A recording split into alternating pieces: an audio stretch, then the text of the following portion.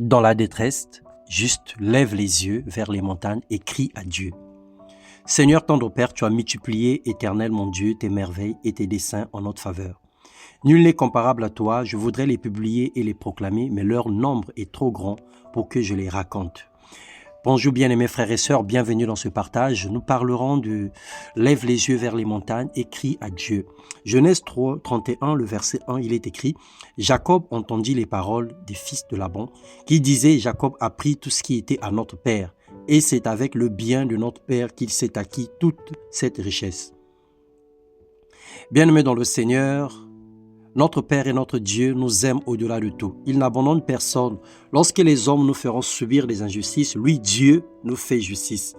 Le salaire de Jacob a été changé 10 fois et il a travaillé 2 fois cette année pour avoir la femme de sa vie, Rachel. Et ensuite, on l'accuse de prospérer frauduleusement. Le monde a un seul but, exploiter les autres. Nous vivons des injustices dans la vie quotidienne. Nous travaillons beaucoup pour des salaires minables.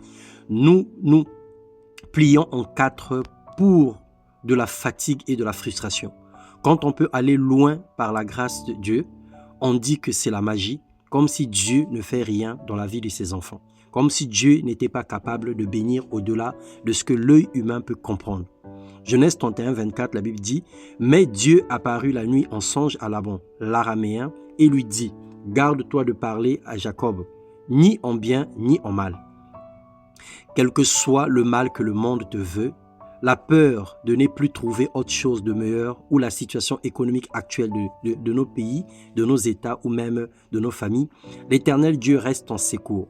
Nous avons besoin du courage pour prendre des bonnes décisions, pour savoir se détacher du mauvais milieu, des mauvaises situations et des mauvaises personnes. Tu vis une situation aujourd'hui dont tu es obligé de supporter pour ne pas perdre ton travail. Sache que ta vie est plus que le salaire d'un homme. Tu ne peux pas continuer à supporter le viol ou l'harcèlement sexuel. Tu ne peux pas rester à supporter les méchancetés dont tu es victime. Lève-toi, crie à ton Dieu, demande-lui de te faire justice, qu'il te montre le nouveau chemin, qu'il t'ouvre des nouvelles portes et te montre des nouveaux horizons. L'Éternel Dieu est l'appui des justes. En étant un enfant de Dieu honnête, on attire sa protection sur nous. Il dispose même en notre faveur nos ennemis.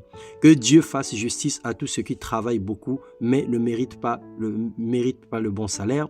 Que Dieu donne la capacité à ceux dont il a appelé de quitter un certain lieu, de partir loin et qu'ils prospèrent dans le nom puissant de Jésus-Christ.